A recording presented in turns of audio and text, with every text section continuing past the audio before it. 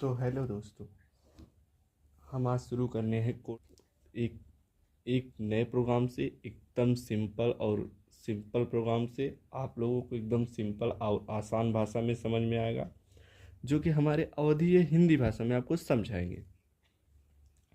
तो ये आज का मेरी ये समस्या है, लोगों को थोड़ा बहुत लॉजिक लगाना नहीं आता, कैसे प्रोग्राम को में लॉजिक लगाया जाता है। हम आप लोगों को बस 20 दिन के अंदर, उम्मीद करते हैं तो 20 दिन के से कम टाइम में आपकी लॉजिक तेज़ हो जाएगी। ये थोड़ा बहुत गारंटी लेता हूँ। आप लोग अगर मेहनत करेंगे तो ज़रूर हो जाएगा।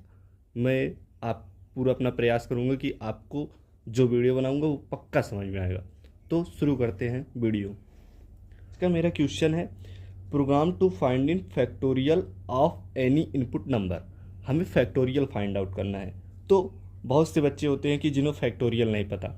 फैक्टोरियल हम लोग ने मैथ में पढ़ा होगा, जिन्होंने नहीं पढ़ा है मैं उनके लिए बताना चाहूँगा कि फैक्टोरियल जैसे कुछ नंबर दिए होते हैं, यूज़र हमें नंबर देगा, फैक्टोरियल नंबर फाइंड आउट करना है। तो यूज़र हमें, मान लीजिए यूज़र ने नंबर, आपको सपोज कीजिए यूज़र ने नंबर दे दिया 5 दिया, तो 5 का फैक्टोरियल होगा इसका एक एक घटते क्रम में। तो 5 4 एंड 5 4 मल्टीप्लाई 3 मल्टीप्लाई 2 मल्टीप्लाई 1, इन सब का मल्टीप्लाई करने के बाद जो आंसर आता है वही मेरा फैक्टोरियल नंबर होता है। जैसे इन सब का मल्टीप्लाई करने के बाद आएगा 120, बोले तो 120 या 120 ये आएगा। अब इसको कैसे आया, इसके लिए लॉजिक बनाते हैं। आप लोग को देखने पे लग रहा होगा कि जो नंबर यूजर दे रहा है, मान लीजिए यूजर कुछ भी नंबर दे रहा है, यूजर जो नंबर दे रहा है वहाँ से लेके एक गिनती स्टार्टिंग हो रही है। गिनती मतलब कुछ भी गिनती स्टार्टिंग हो रही है, वहाँ से लेके 1 तक जा रहा है। ये तो समझ में आ गया। जब भी हमें कोई भी संख्या स्टार्टिंग हो, जो कि एक जब भी कोई संख्या रिपीटिशन के तौर पे आए, मतलब बार बार कोई काम करना हो, तो वहाँ पे आप बेफिक्र होकर लूप का तुरंत जिक्र कर लिया करिए। तो वहाँ पे लूप का यूज होगा, ठीक है। अब इससे हमें एक कंडीशन समझ में आ गई कि लूप का यूज होगा। एक कंडीशन ये समझ में आ गई कि हमारा प्रोग्राम में कह का रहा है। लूप समझ में आ गया और प्रोग्राम में कह का रहा है, ये समझ में आ गया। तो अब हम लोग इम्प्लीमेंट करेंगे। हम जो आपको सिखाएंगे वो पाइथन लैंग्वेज से सिखाएंगे, जो कि सबसे ईजी और अंडरस्टैंडिंग लैंग्वेज है, मतलब समझने का योग्य लैंग्वेज है। बहुत ईजी भाषा में लिखा गया है, उसका कोड भी लिखने में बहुत आसान होता है। चलिए शुरू करते हैं। तो आज प्रोग्राम बनाएंगे फैक्टोरियल नंबर का। अब आप लोगों को कुछ नहीं पता हो तो भी चलेगा, एकदम स्टार्टिंग से बताएंगे। मान लीजिए यूजर ने कुछ नंबर दिया, तो मान लीजिए 5 ही दिया था, तो यहाँ से हमें यहाँ तक की नंबर का लेना है। तो उसके लिए क्या किया जाता है, उसके लिए हम लोग पढ़ते हैं प्रोग्रामिंग में लूप क्या होते हैं। कोई भी काम जब हमको बार बार करना हो तो उस जगह पे हम लूप का यूज करते हैं।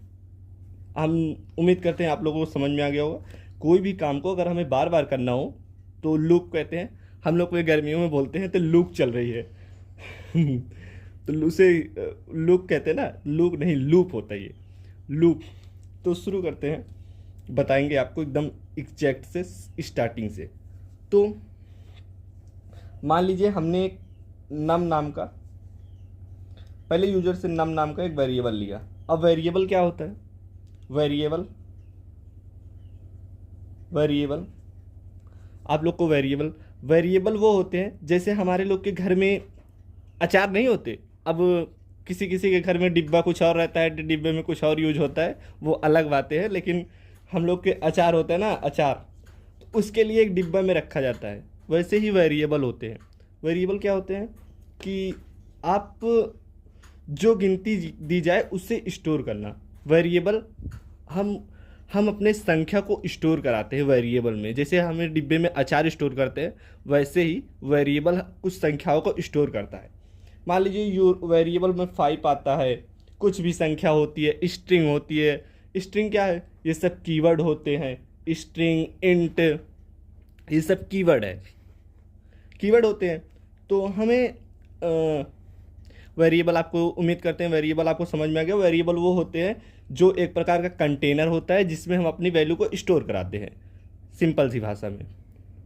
जैसे हम लोग के घर में अचार के डिब्बे, उसमें हम लोग अपने अचार रखते हैं, वैसे वेरिएबल में हम अपनी गिनती स्टोर कराते हैं।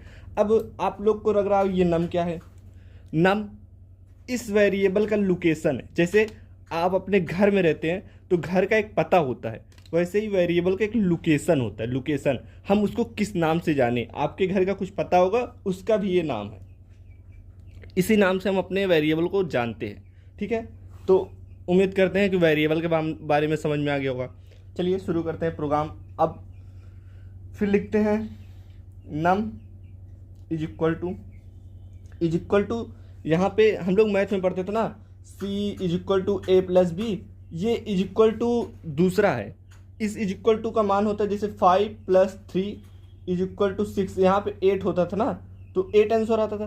बट इसका काम क्या है कि जो इसमें वैल्यू है, मतलब इसमें सपोज दैट आपको समझाते हैं, यहाँ पे समझ में आएगा। जैसे इसका कहने का मतलब है जो इस 8 में मतलब 8 वैल्यू है, 8 है, उसको सी में भेज दो, सी में चला जाए। हम लोग इज इक्वल टू इसको नहीं बोलते, इसको बोलते हैं असाइनमेंट ऑपरेटर, मतलब असाइनमेंट ऑपरेटर। हम लोग इज इक्वल टू मैथ में पढ़े होंगे, बट इसमें असाइनमेंट ऑपरेटर बोला जाता है। ठीक है, फिर शुरू करते हैं इंट एक डेटा टाइप होते हैं जिसमें ऑल होल नंबर आते हैं। सपोज दैट इंट में आएगा आपका ऑल होल नंबर 1 2 3 4 5 एंड -1 -2, ये सब सारे नंबर आते हैं। पॉइंट के नंबर छोड़ के जितने भी होल नंबर होते हैं उन्हें इंट के अंदर आते हैं। समझ आया? तो शुरू करते हैं इंट, फिर इनपुट। अब इनपुट क्या होता है? इनपुट एक फंक्शन है जिससे हम यूजर से नंबर लेते हैं। नंबर मतलब यूजर अपने कीबोर्ड से ये नंबर डालेगा। क्या डालेगा? जो इसमें मैं लिखूंगा, मतलब यूजर अपने नंबर से नंबर डालेगा, कुछ भी डाल सकता है। अब यूजर की रिक्वायरमेंट है, यूजर कुछ भी देगा। तो मैंने लिखा इंटर एनी नंबर,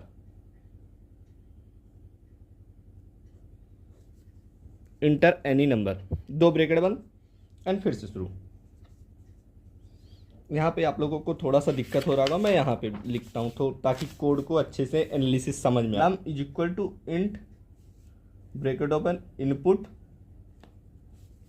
फिर ब्रैकेट ओपन, ब्रैकेट में यहाँ पे कुछ मैसेज लिखते हैं ताकि वहाँ पे हमारे स्क्रीन में वो प्रिंट हो, दिखाई दे। क्या दिखाई दे? आप जो यहाँ पे लिखेंगे वो स्क्रीन पे दिखाई देगी। जैसे मैं लिख देता हूँ इंटर एनी नंबर, आप कुछ भी लिख सकते हैं, वो आपके ऊपर डिपेंड है आप यूजर को क्या मैसेज देना चाहते हैं।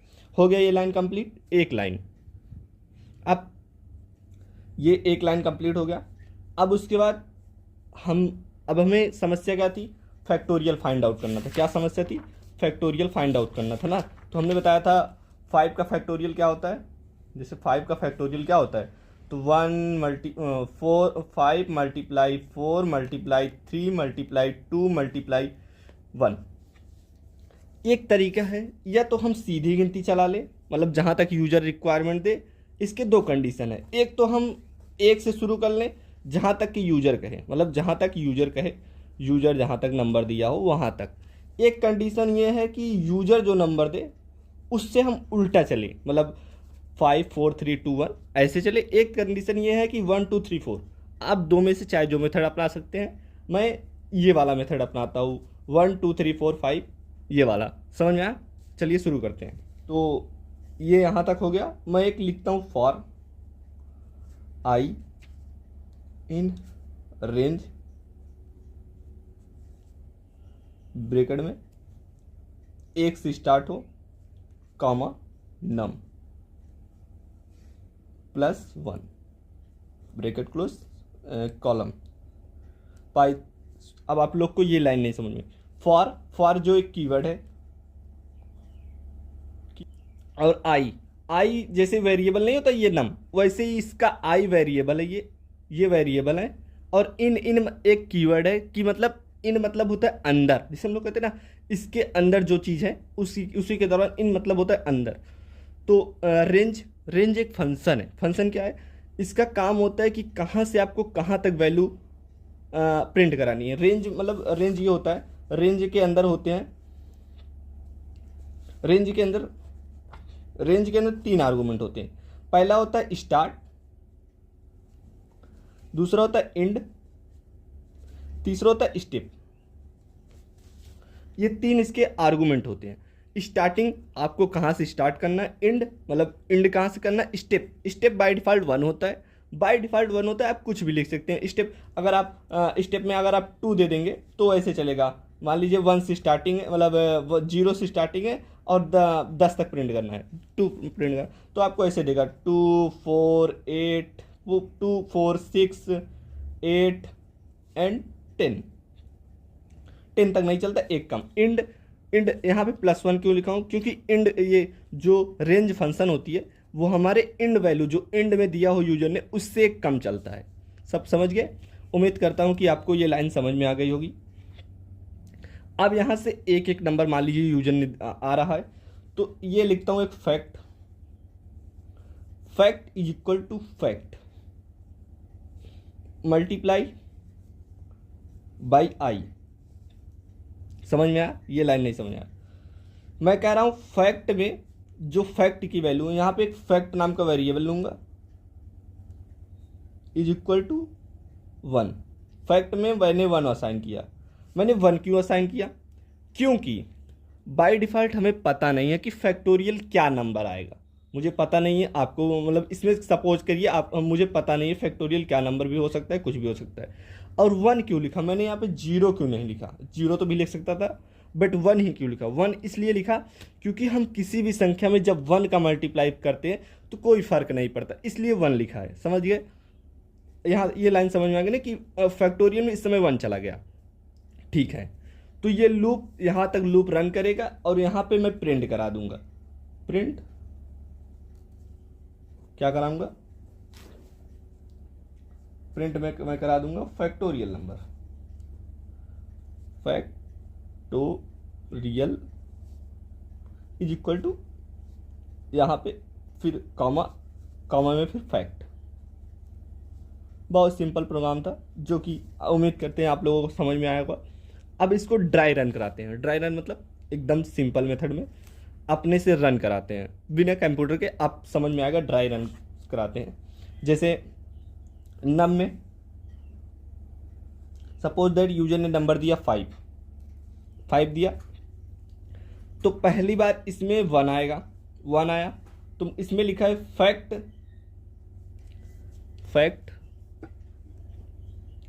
Multiply fact is equal to fact and multiply i. पहली बार 1 आया तो fact is equal to fact में क्या है? फैक्ट में 1 है और आई में है 1 का मल्टीप्लाई होगा 1 ही आएगा। फैक्ट में हो गया इस टाइम, फैक्ट में है 1 फिर भी 1 है। समझ आया? अब की बार आई का वैल्यू फिर ऊपर, यहाँ की बात जब यहाँ से हो जाए तो फिर ये लूप जाएगा। क्या ये कंडीशन सही है? अभी कंडीशन सही है क्योंकि नम की वैल्यू इससे ज़्यादा है। जब तक ये ज़्यादा रहेंगी कंडीशन इसमें कंडीशन भी चेक होते हैं। आप अदर लैंग्वेज में पढ़ेंगे तो कंडीशन होते हैं, बट यहाँ पे इसमें कंडीशन है क्योंकि इसमें कह रहा है कि अगर इससे ज़्यादा हुए नंबर मेरे, मैं लूप से तुरंत बाहर करा जाऊँगा, मतलब आउटसाइड चला जाऊँगा। अभी कंडीशन सही है क्योंकि ये 6 है, 6 तक इसको चाहिए, 6 से एक कम मतलब 5 तक, 6 से एक कम चलता है। लिस्ट एंड वैल्यू जो रहती है कम, ये समझ लीजिए, कई बार मैंने बता चुका है, अब मैं नहीं बताऊँगा नेक्स्ट वीडियो में। फॉर आई इन रेंज, फिर यहाँ पे हो जाएगा आई। अब की बार यहाँ से आई की मान 1 था, अब की बार 2 हो जाएगा क्योंकि ये रेंज सिक्वेंसली चलता है ना, सीक्वेंस में। यहाँ पे हो गया 2, सॉरी आई फैक्ट की मान 1 था, 1 एंड मल्टीप्लाई बाई 2, यहाँ पे हो गया 2। अब की बार फैक्ट में क्या चला गया? फैक्ट में हो गया 2, ठीक है। फिर आई का मान फिर बढ़ेगा, फिर हो जाएगा फैक्ट में हो जाएगा 3, नहीं सॉरी फैक्ट में है 2, फैक्ट में ये देखिए 2 है ना, 2 एंड आई का मान कितना हो जाएगा? 3, कितना हो गया? 6। फैक्ट में आ गया 6, समझ आया? फैक्ट में इस टाइम चला गया 6 हो गया। अब आई का मान 3 था, अब आई का मान हो जाएगा 4। आई का मान 4 हो गया। अब की बार फैक्ट में क्या चला जाएगा, फैक्ट में चला जाएगा 24, बोले तो 24। फैक्ट में चला गया 24। अब उसके बाद 24, अब आई का मान क्या होगा, फिर हो जाएगा आई का मान 5, एक एक बढ़ता रहेगा। फिर 24 मल्टीप्लाई और कंप्यूटर में इसको एस्ट्रिक बोलते हैं, हम लोग मल्टीप्लाई का चिन्ह बोलते हैं, लेकिन कंप्यूटर में इसको कंप्यूटर भाषा में एस्ट्रिक बोला जाता है। 24 5 हो गया। इसका मल्टीप्लाई करेंगे तो आएगा 120, जो कि मेरा सही आंसर है रन कराने पे। अब इसके बाद आई का मान 6 होगा। 6 होने के बाद कंडीशन मेरी क्या है, 6 तक मुझे चलना है, एक कम चलना है। तो एक कम चलेगा तो ये 6 के बाद ये कंडीशन ख़त्म, फिर लूप से बाहर, फिर ये प्रिंट करेगा। क्या प्रिंट करेगा, ऐसे फैक्टोरियल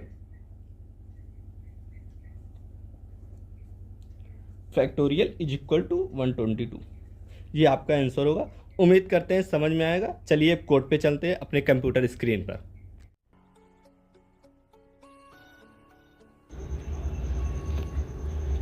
तो दोस्तों एक इस समय न्यू फोल्डर बनाएंगे हम लोग।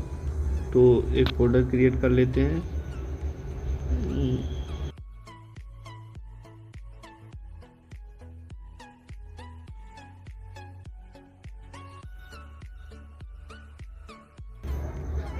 फोल्डर क्रिएट हो गया। अब उसके बाद हम इस फोल्डर को विजुअल स्टूडियो में खोलेंगे। अगर आप लोग के पास विजुअल स्टूडियो नहीं है, इसका सेटअप करना चाहते हैं, तो आप किसी यूट्यूब चैनल से चेक कर लीजिए, उसको पूरा आपको ट्यूटोरियल बताएगा। अब हम एक फ़ाइल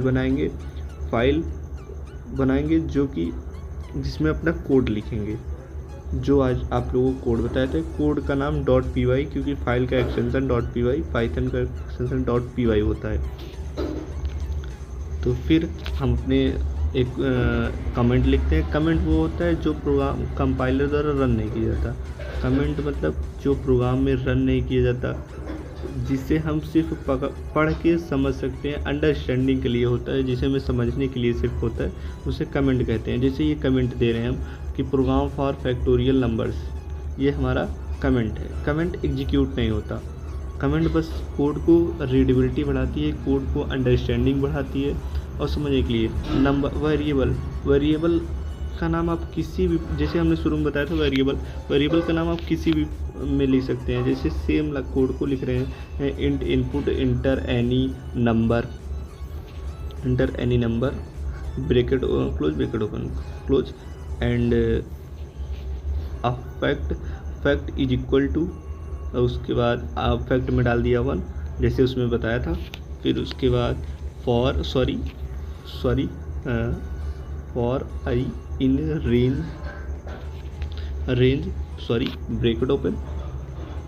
ब्रैकेट में मैंने डाल दिया 1 एंड नम प्लस 1, क्योंकि एक कम चलता है, नम प्लस 1।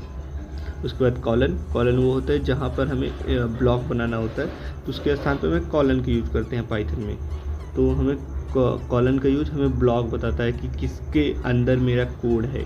जैसे एक सबका होता है ना, एक ब्लॉक होता है सरपंच का, आपके ग्राम के जो सरपंच होंगे वहाँ उनका एक आपके ग्राम के ही ब्लॉक होगा, वैसे इसमें ही ब्लॉक होते हैं। अपनी भाषा में समझने के लिए सरपंच के जैसे कुछ क्षेत्रों में ब्लॉक होते हैं ना, वैसे। और प्रिंट कराने के लिए प्रिंट एक फंक्शन होता है जो कि हमें डिस्प्ले करता है कि हमारा प्रोग्राम कैसे। प्रिंट एक फंक्शन होता है जो हमें डिस्प्ले कराता है कि हमें प्रोग्राम पे क्या डिस्प्ले हो, जो प्रिंट के अंदर लिखते हैं वो डिस्प्ले होता है। जैसे फैक्टोरियल लिख के आएगा, उसके बाद इज इक्वल टू लिख के आएगा, एंड कॉमा, फिर उसके बाद फैक्ट जो आपको लिख के आएगा और रन होगा। अब चलते हैं, रन कराते हैं अपने कोड को।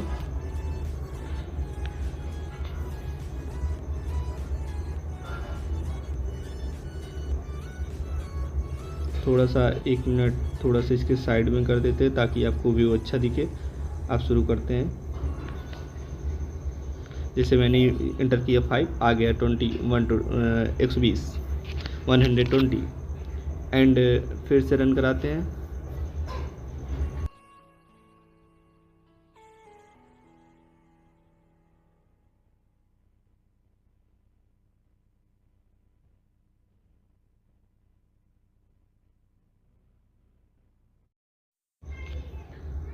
तो उम्मीद करते हैं आपको हमारा आज का ये प्रोग्राम समझ में आया होगा।